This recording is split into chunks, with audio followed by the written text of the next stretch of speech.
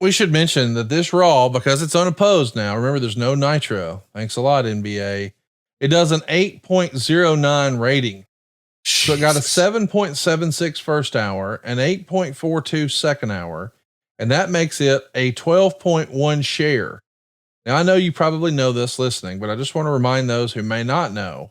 A 12.1 share means if there are 100 television sets on, 12 of them are watching Monday Night Raw.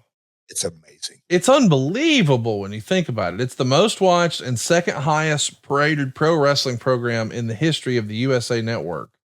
So, second highest rating is different than most watched because there's more expansion, there's more systems.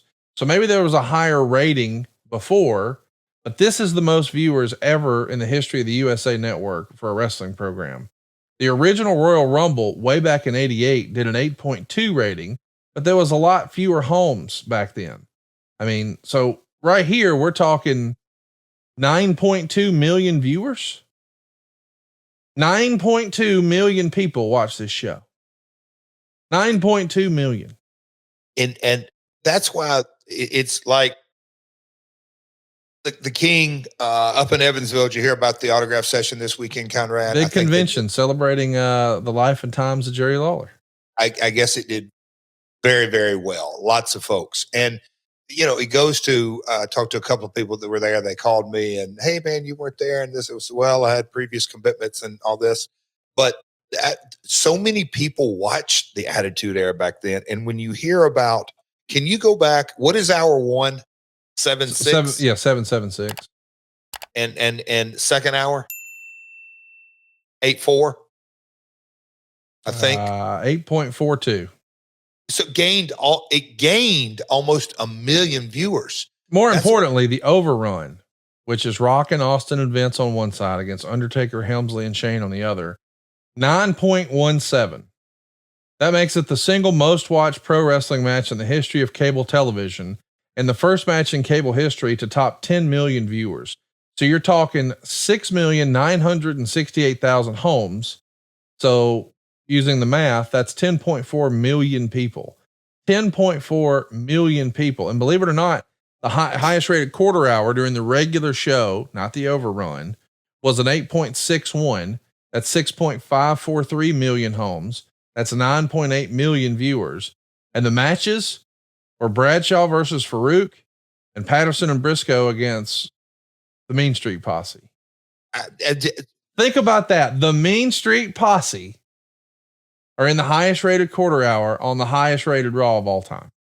Yes, it's a different era. I don't want anybody mistake that I'm not comparing apples to apples, but in this era, and we're watching a hardcore match with Mick, and it's not like Mideon and Viscera. I mean, these are prominently featured folks, but to make it even more of a spectacle, it's a 2-on-1 handicap match.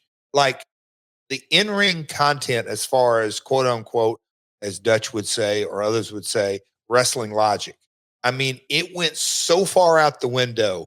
The ladies match, this match, the nightstick, all the run-ins. My match is coming up here in a little bit, but 10 million viewers.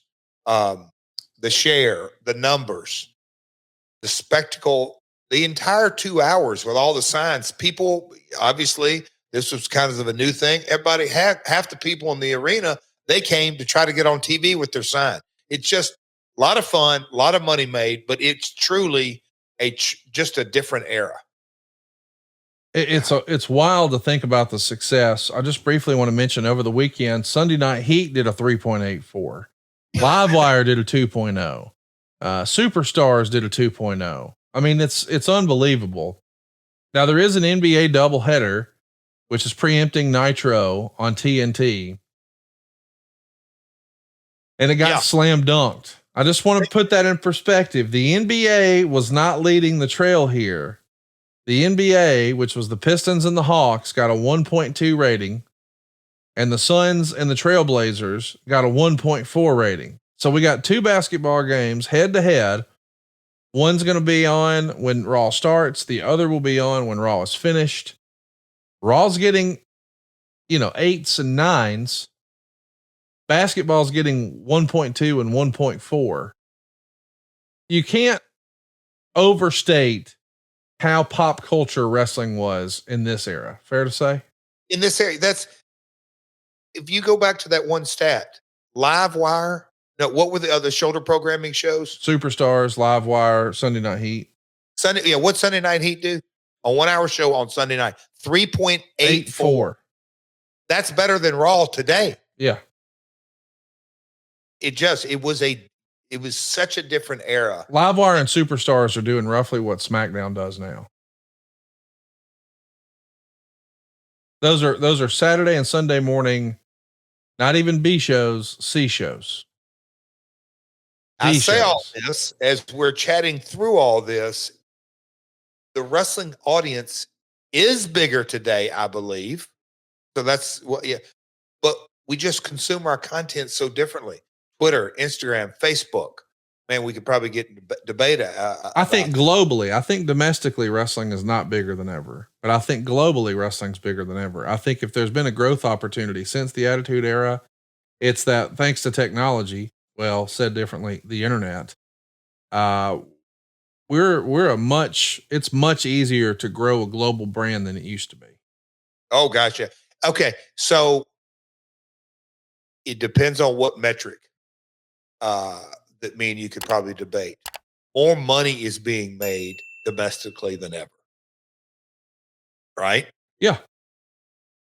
You're saying more eyeballs were on it during this era? I definitely think there's more money being spent. I mean, because they're setting record houses everywhere they go, but that's because they're jacking the prices up.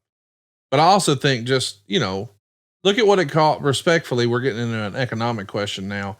Look at what it cost to buy a house back then versus what it costs to buy a house now. Look at a Highline vehicle like a Mercedes S-Class sticker back then and now. I mean, everything is much higher. So I think that's just sort of par for course. If we adjust for inflation back then, I don't know how it would stack up against today, but it wouldn't be the blowout that everybody makes it today. I think the overall appetite. Come on around here. Come on around here. Okay, Conrad? Oh, we got a run in. Yeah, we just had a little run in. Come on in here. Oh, there we go. The Queen is here. You can hear us, but honey, we've talked about the big day. Are you excited? Oh, huge day. Huge day. The final boss. Conrad, do you have a question for the Queen?